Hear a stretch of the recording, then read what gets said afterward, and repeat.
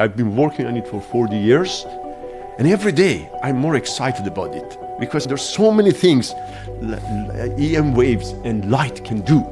I think that sense of excitement, and one of the reasons, by the way, that I keep this excitement is because you can do new things. You mentioned that you knew you would go back to academia. So I think in your heart, you wanted to be a researcher, scientist, professor, and so Sure. on, maybe a educator and so on. Was there a culture of that when you were growing up in Tehran, like when you were doing your bachelor's? Where did that come from? Actually, somewhat similar.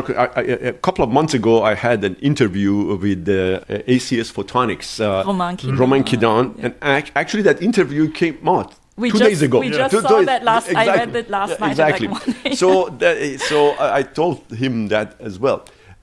So as I was growing up in Iran, generally to be an engineer and scientist was very well regarded. But when I was in high school, at that time, I didn't know. I know I want to become scientist, but scientist in what field? So one day, one of my older brothers was working in this battery-operated transistor radio.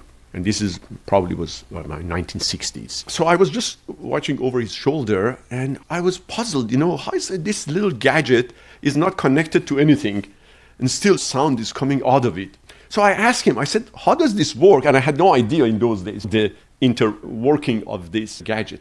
He said, well, there is a signal, there's a wave coming from radio station to here, and this being captured by the antenna of this gadget and goes into that, and it's being processed, and eventually that signal pushes some loudspeaker and the acoustic signal come out.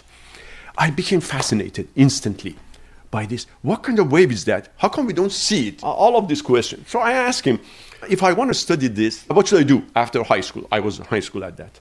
He said, well, you should go to electrical engineering. That was the first time, by the way, I actually heard that there is a field called electrical engineering.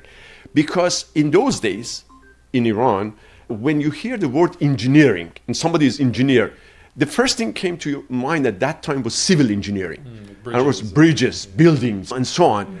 Electrical engineering was very, unusual. So he said, there's a field called electrical engineering. Hold on to that. Then, again, in those days, in Iran, if you wanted to become scientist, you would go to engineering school. Now, that's interesting. You would go to engineering school to become scientist. You would not go to, for example, Department of Physics. Because in those days, there was no PhD program in Iran for science and engineering. So if you had gone to Department of Physics, after that you become a teacher in high school for physics. But if you wanted to become scientist, you would go to engineering school in those days, because there you actually also learn the science of engineering. So it was more like electrical science. So I went to the EE department of University of Tehran, and that was one of the toughest departments to get into. And I learned some of the fundamentals of electrical science there, and later on at Caltech. So I'm very much indebted to these two institutions, Caltech and University of Tehran. In University of Tehran, we studied the fundamental mathematics and so on. At Caltech, we studied obviously more advanced topic, but perhaps more importantly, at Caltech, I learned how to be a scientist. In other words, how to be courageous to go into a new field. Don't be afraid to go into a new field. In fact, at Caltech, effectively, there's no boundaries among the departments. You can go and take any course you want. You can take any field you want. You are not afraid to go into a different field. And that philosophy, by the way, really taught me a lot. And I'm very much indebted to what I learned at Caltech. Last year, I was selected as one of the Caltech Distinguished Alumni. And I told them, by the way, they had an interview similar to this through the Zoom. So I said, I'm very much indebted to Caltech because the environment was amazing. Is that you can do anything. In other words, yes, you are in electrical engineering, but you can do physics. That's what I did.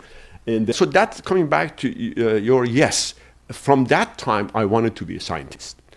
And then when I came to the United States and became familiar with the way US universities operate, so in order to become scientist, I said I have to be in an academic environment because I can have a freedom to choose my own directions, my own ideas. And I went to industry for, so sometimes, of course, when you're looking for academic position, you may not find the position you want. So I said I used that one to go into industry and to learn something there. And that was actually also useful, as I mentioned. And that experience helped me a lot. And then when I came to the University of Pennsylvania in 1987, I was so excited to build my own group. And I've kept that excitement in the past 37 years. And it's just, as I mentioned, I teach this graduate level course in electromagnetics and optics. And I tell the students, this is a fascinating topic. I've been working on it for 40 years. And every day I'm more excited about it because there's so many things EM waves and light can do. I think that sense of excitement, and one of the reasons, by the way, that I keep this excitement is because you can do new things. And you can ask new questions, and that's important. And the connection among fields, and that brings me to optical metatronics.